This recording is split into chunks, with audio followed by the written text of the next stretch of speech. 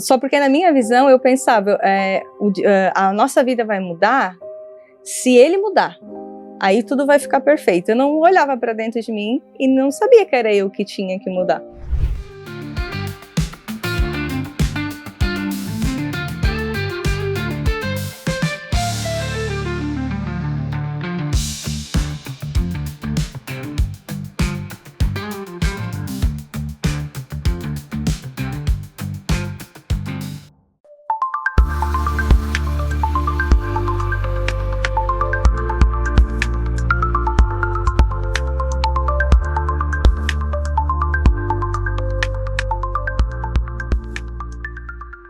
Sejam bem-vindos ao Milagres, uma série da Amor e Graça Church.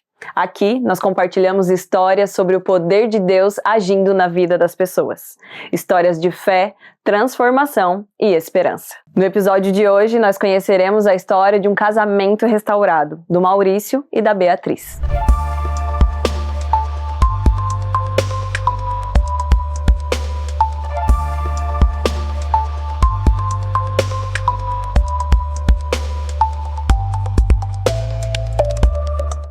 Maurício, conta pra gente então a história do teu casamento. Não era bem um casamento do modelo que a gente entende como casamento hoje, né? A gente vivia de uma forma amaziada, juntado, escova de dente juntado, mas não podia se chamar nunca um casamento de base bíblica, né? Nós tínhamos uma convivência, éramos sócios de dividir a casa para não pagar um aluguel e tínhamos intimidade de casal. Mas a gente não tínhamos um relacionamento, isso a gente não tinha. A gente vivia debaixo do mesmo teto, pagávamos contas um pro outro, mas jamais poderíamos chamar isso de casamento. Para ter uma noção, a gente ficava em torno de 30, 60 dias debaixo do mesmo teto, sem trocar uma palavra um com o outro. E isso era muito corriqueiro entre nós, quando a gente entrava numa zona de conflito, ao invés de buscar resolver, a gente sempre ia para esse lugar de não conversar, principalmente da minha parte. E o meu entendimento de homem naquele momento é que eu sou o homem da casa, eu me posiciono, eu estou trazendo dinheiro para dentro de casa e tem que ser da minha maneira. E ela vinha de uma família também um pouco mais que tinha esse pensamento também. A gente pegou todas as influências do mundo que vem fazendo esse tipo de casamento. O nosso embasamento bíblico é aquele profundo que não dá água nem no dedinho do pé e a gente pensa que sabe tudo. E eu sempre fui muito buscador de conhecimento, mas nunca me aprofundei.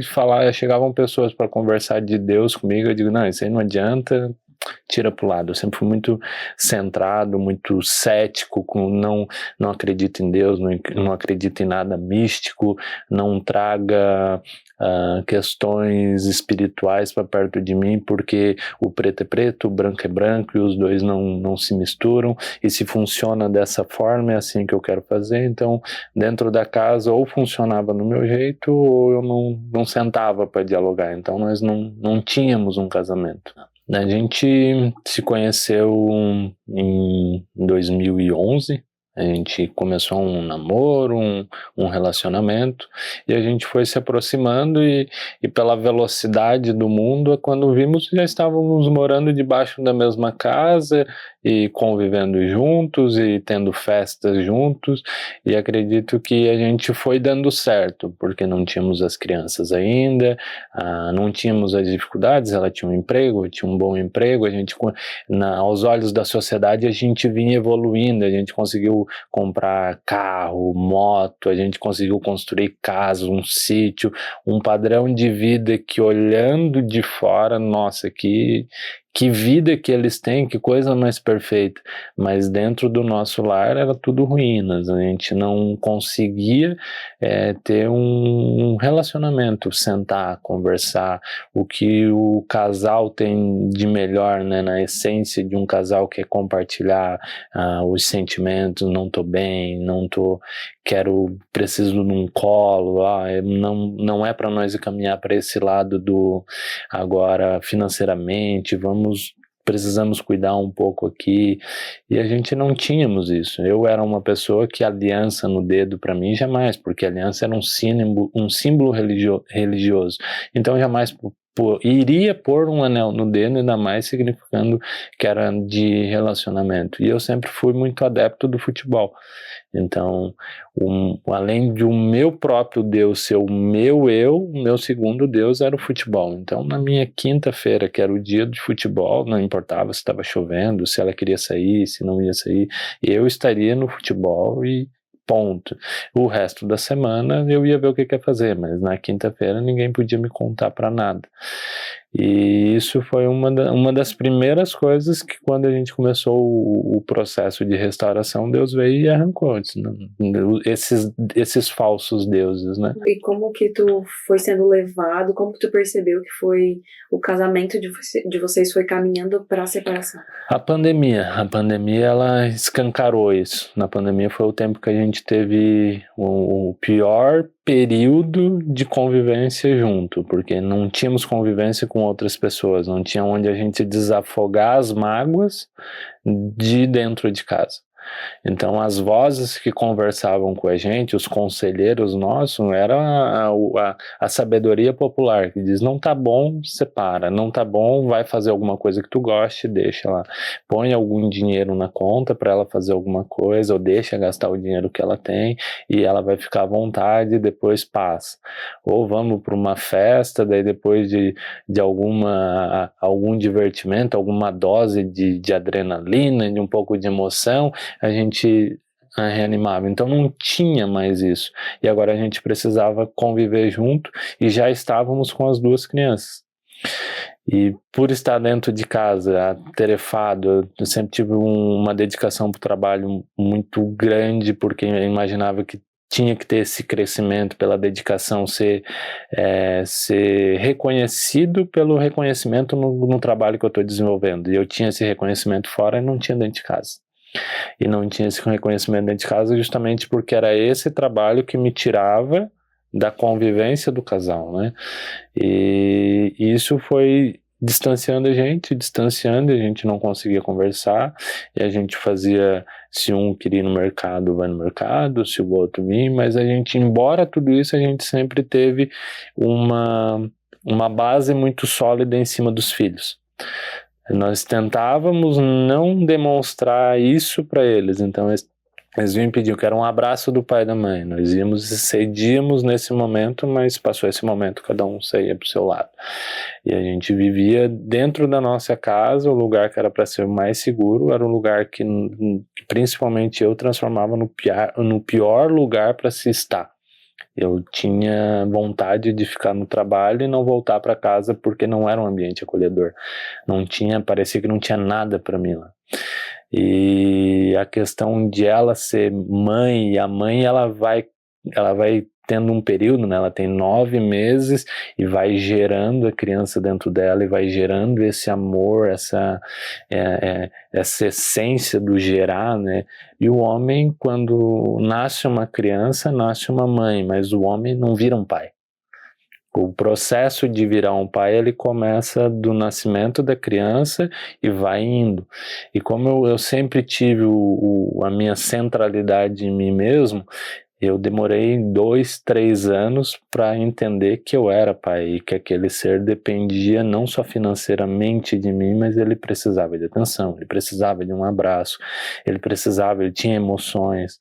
E para mim seria muito taxativo no processo que eu fui criado. Então, não faz isso, não é assim, isso aqui é preto, não é dessa forma, isso aqui é branco, vai ser dessa forma. E se eu falei, tá falado, não quero que retruque, não quero que troque informações comigo, porque eu sou a autoridade dentro dessa casa.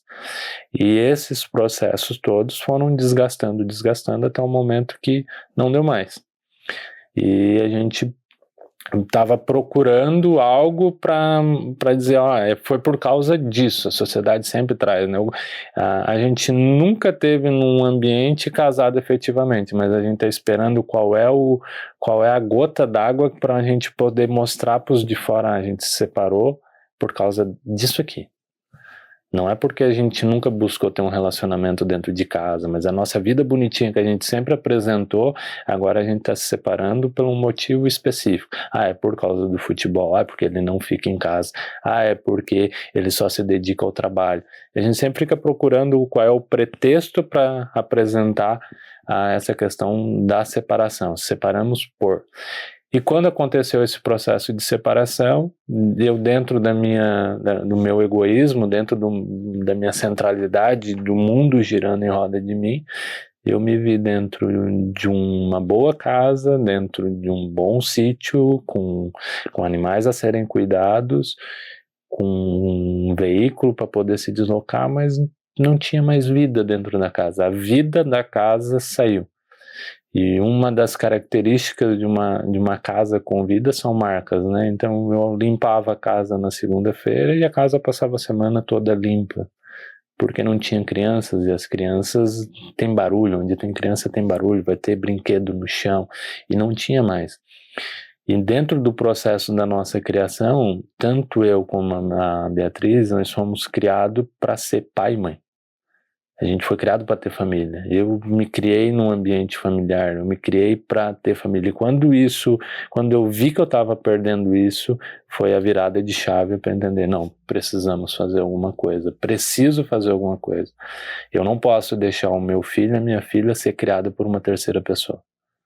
E foi nesse momento que daí eu larguei tudo, e literalmente tudo, para a gente encontrar uma forma de reatar o casamento, custando o que custasse. Foi uma mudança 100% de foco. Não olhei mais para o trabalho, não olhei mais para as pessoas, não olhei mais para mim mesmo, dizendo, eu vou buscar os meus filhos, a minha próxima geração, mesmo sem ter esse entendimento todo.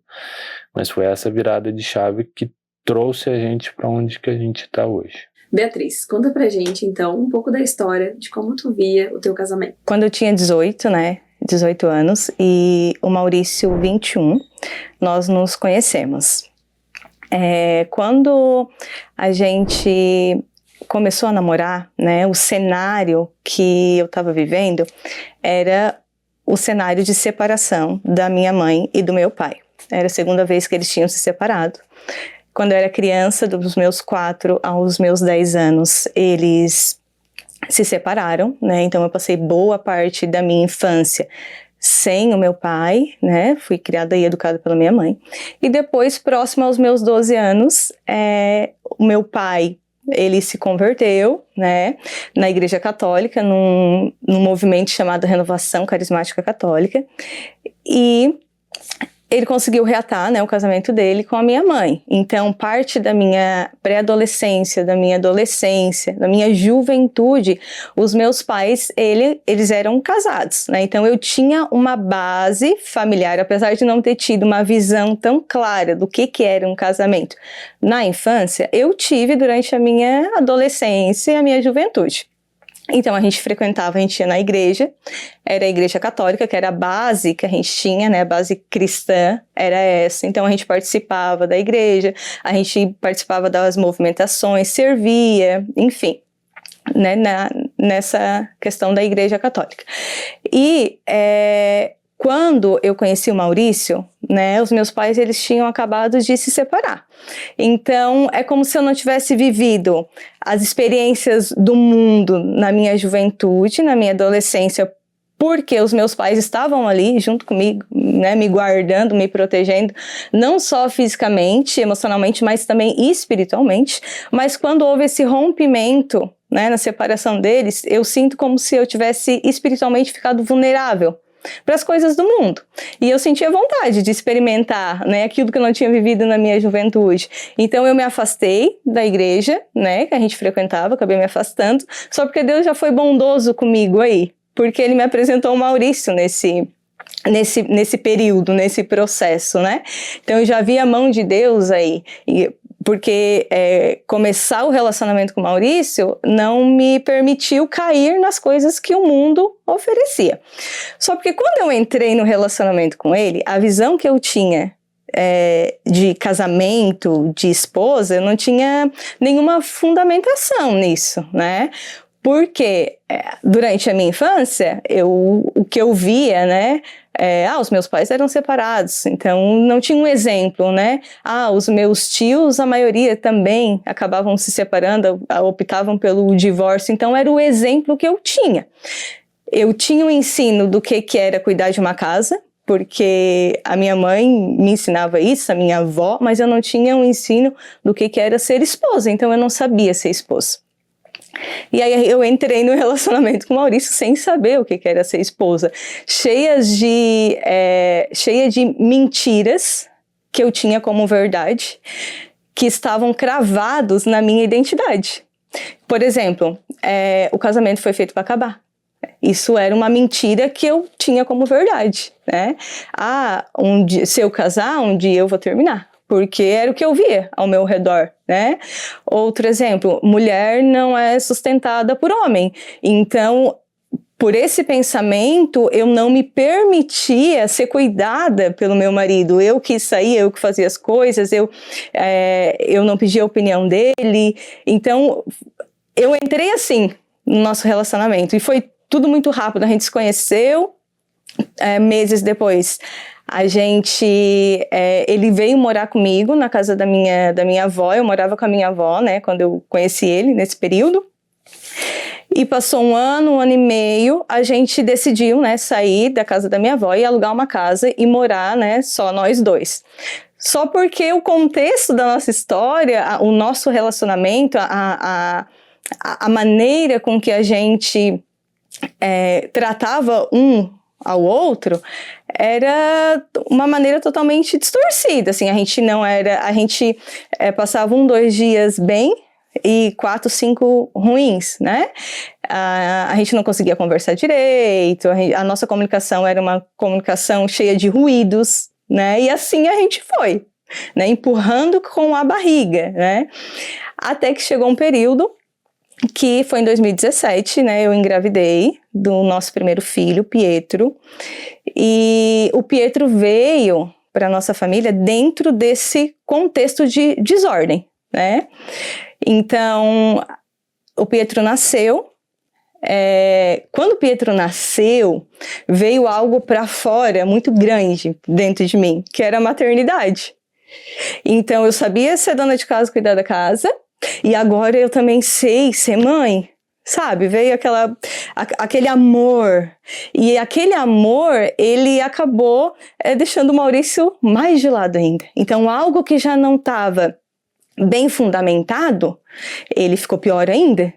Porque agora a minha atenção era pro Pietro, pro nosso filho, aquele amor, aquela coisa, aquele amor sem dor, aquele amor sem ferida, aquele amor grandioso que brotava assim dentro do meu peito.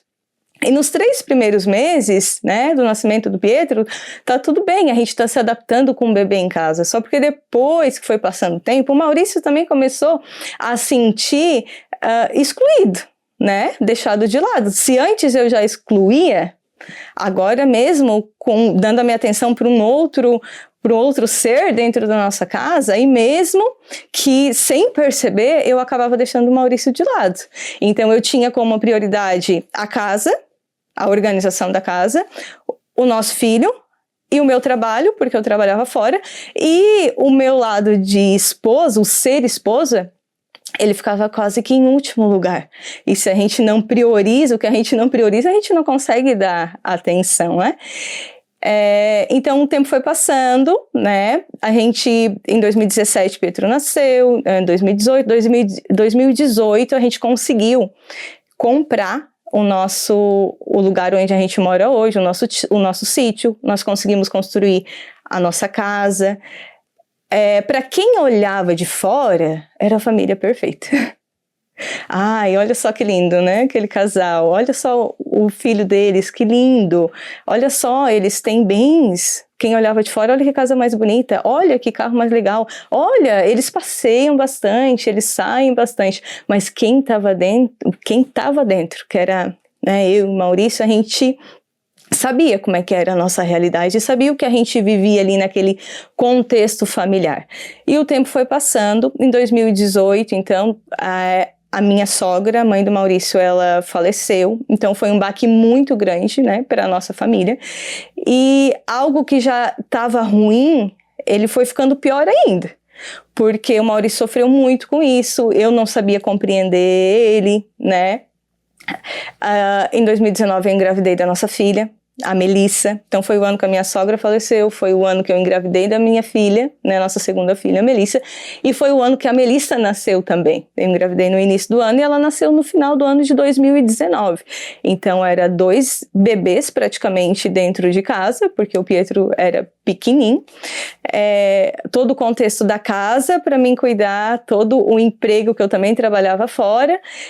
E o esposo vai ficando onde? Vai ficando de lado, né? Eu não sabia ser esposa. Para mim, a atenção que eu tinha que dar era só para os meus filhos. Eu também não podia parar de trabalhar, porque para mim parar de trabalhar era ser sustentada por homem. Eu escutei que homem não sustenta a mulher, não me permitia ser cuidada, né? E assim a gente foi vivendo, né, empurrando com a barriga, a gente ficava, eu lembro que em 2020 veio a pandemia, então a gente teve que ficar, nós 4, né, dentro de casa e aprender a conviver, porque enquanto um saía para um lado para trabalhar, o outro saía para o outro, a gente se encontrava só à noite, a gente acabava não convivendo muito, né, não convivia muito com as diferenças um do outro, mas era no final do dia. Mas muitas vezes ele chegava em casa, ia se arrumar para dormir, enfim, a gente não conversava, a gente não tinha diálogo. Questão das finanças, ele, né, cuidava da dele e eu cuidava da minha, a gente não tinha aquele acordo de sentar junto, de conversar, de falar, não, agora vamos planejar, agora, o que a gente vai fazer. Era 2 pessoas dentro de uma casa, cuidando de 2 crianças, mas vivendo totalmente separado, desconectado um com o outro. E Deus foi bom com a gente, porque mesmo nesse contexto todo, né, mesmo nesse contexto todo, Deus, ele cuidou do coração dos nossos filhos, porque assim como veio para fora uma mãe, veio para fora um pai também, né? Então ele é um pai muito, muito amoroso, muito presente. E eu também, então a gente fazia de tudo para cuidar do coração dos nossos filhos, para que essa maneira com que a gente tratava um ao outro não afetasse as crianças, né? E como eu vivi isso na minha infância, eu não queria que os meus filhos vivessem também, né? A mesma coisa, pai falando mal de mãe e mãe falando mal de pai.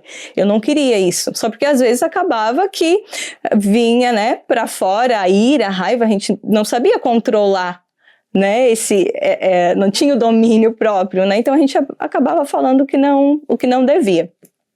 E o tempo foi passando, né, até que chegou 2022, novembro de 2022, diante desse contexto todo, aconteceu uma situação, eu lembro, foi num domingo, aconteceu uma situação que foi a última gota d'água que faltava para o copo transbordar.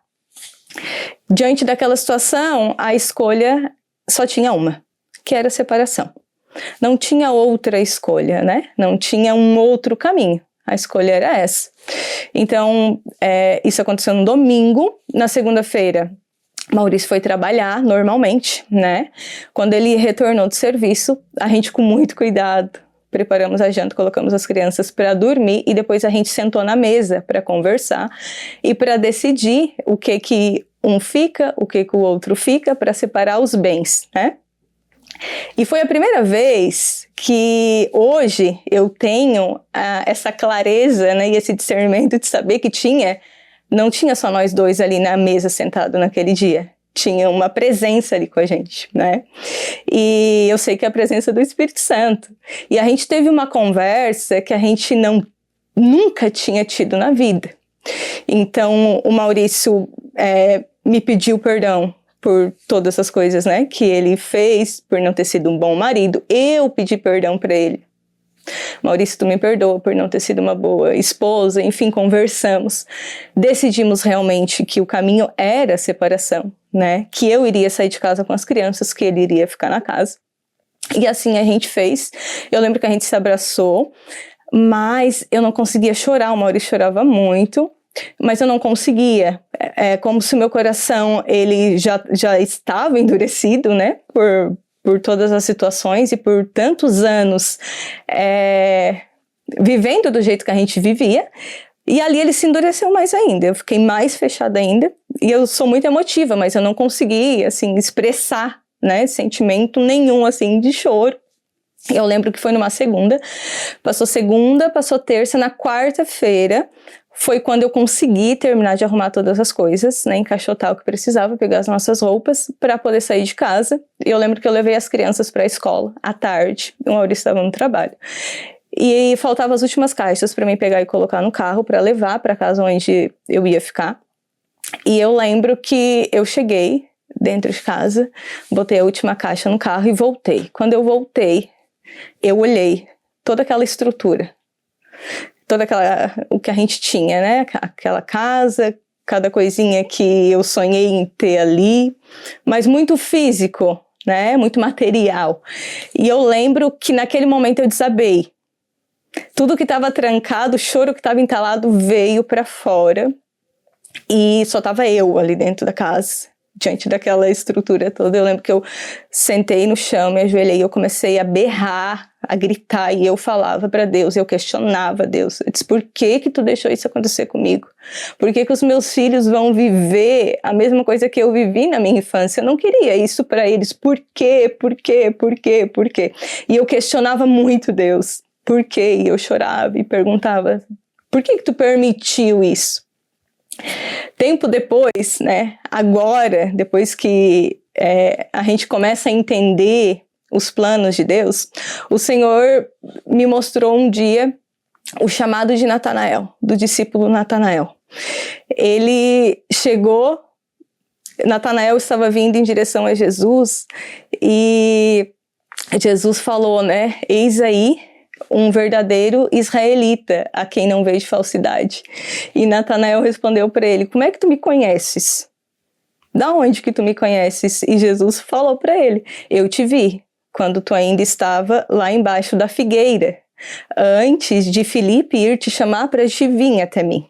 E quando eu li essa passagem, era como se a figueira fosse a minha casa naquele dia, porque a figueira para o povo judeu representa um lugar que o povo ia para baixo para orar, muitas vezes para questionar a Deus o porquê.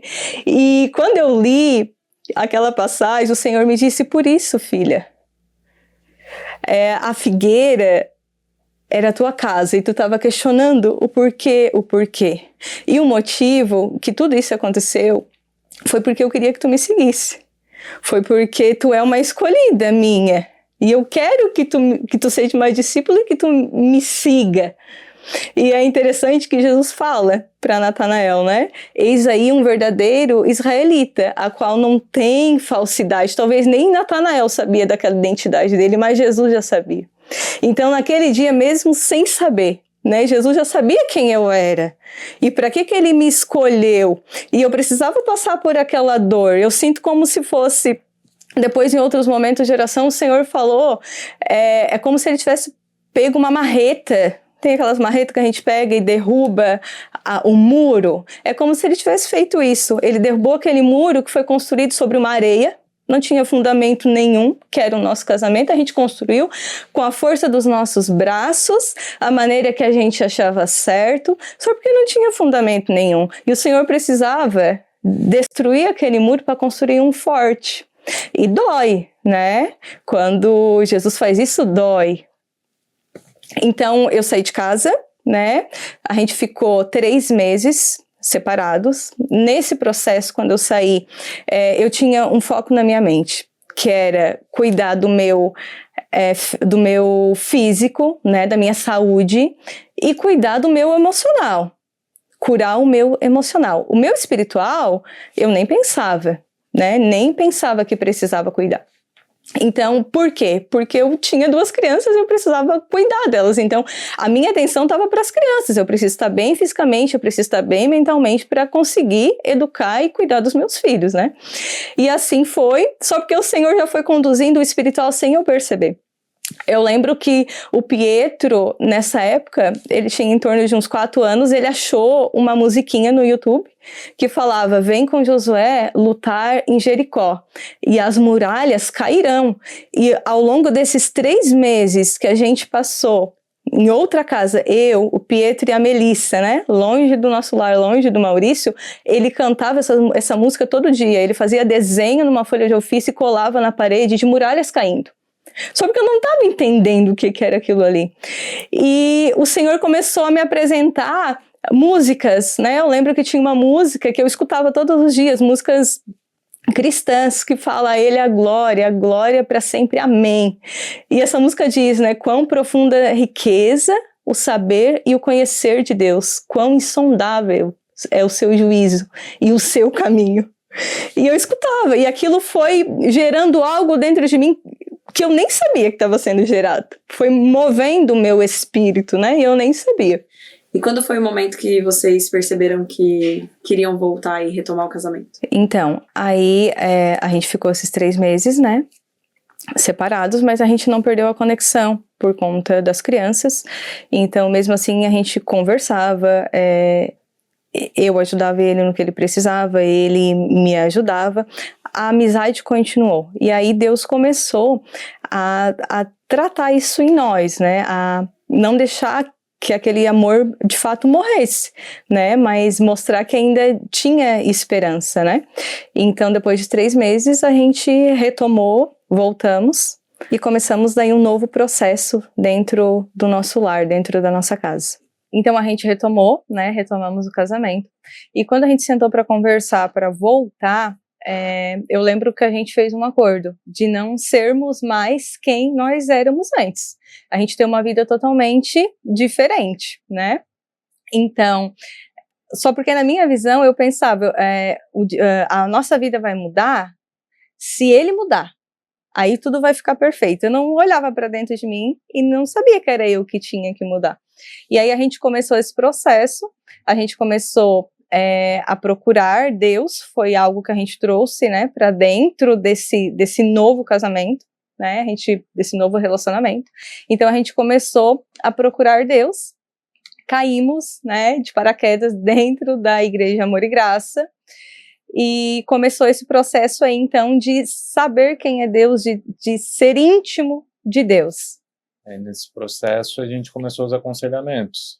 Foi bem no período que o pastor Joaber estava fazendo a operação de joelho, e a gente começou aqui. A primeira vez que a gente chegou foi com o pastor Sérgio.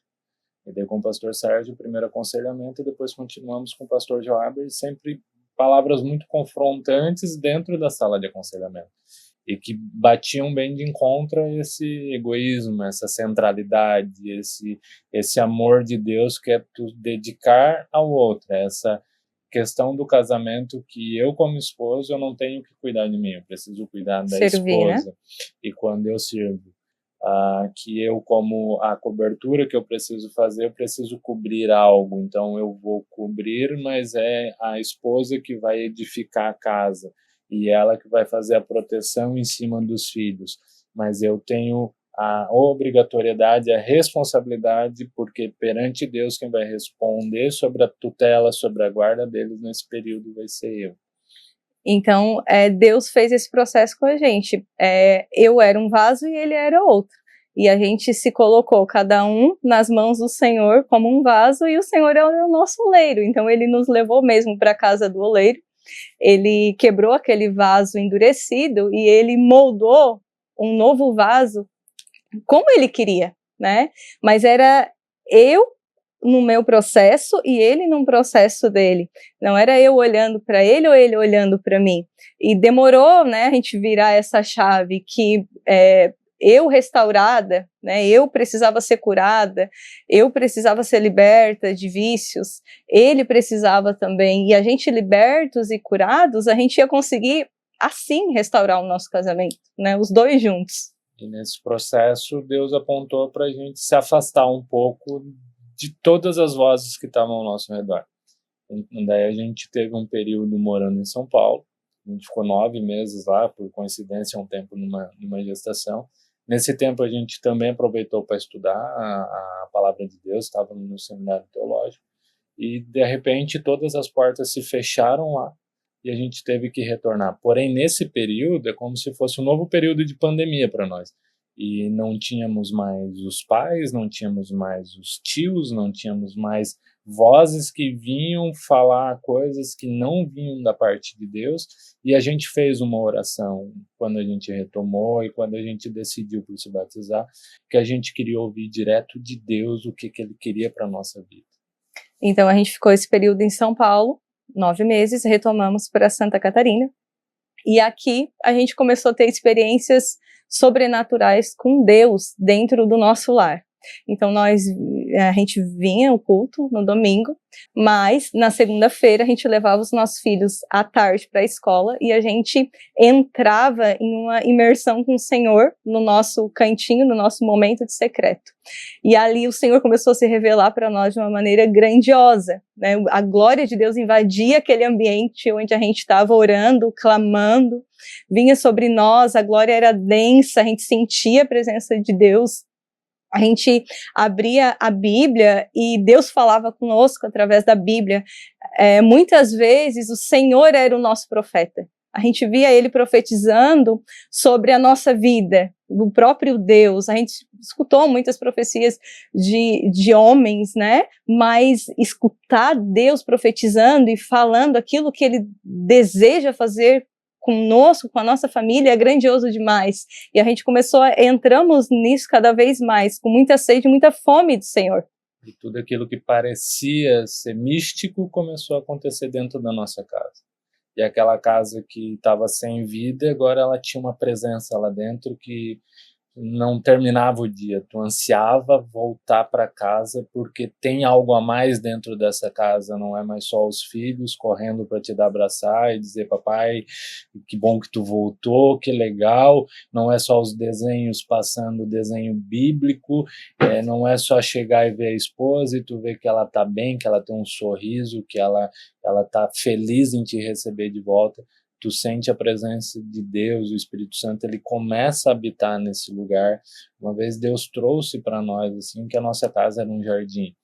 E eu gosto de dizer que é o jardim, e é o jardim do Éden, porque Deus preparou esse espaço, ele já estava, é a mesma casa, é o mesmo espaço, só que agora ela tem uma presença diferente, não é mais aquele Deus que a gente ouvia falar distante, como a gente falou no dia da nossa bênção das alianças, não é mais o Deus de Abraão, de Isaac, de Jacó, um Deus dos nossos antepassados, é aquilo que Deus pediu na Páscoa, né? Imolem o cordeiro, pintem os umbrais e falem aos seus filhos e mostrem para eles, para que eles tenham as suas próprias experiências, para que a gente tenha as nossas experiências e esteja sempre no presente com ele, sentindo ele como ele está aqui nesse momento agora. Foi aí que a gente casou, a gente passou esse processo, foram quase 3 anos, né?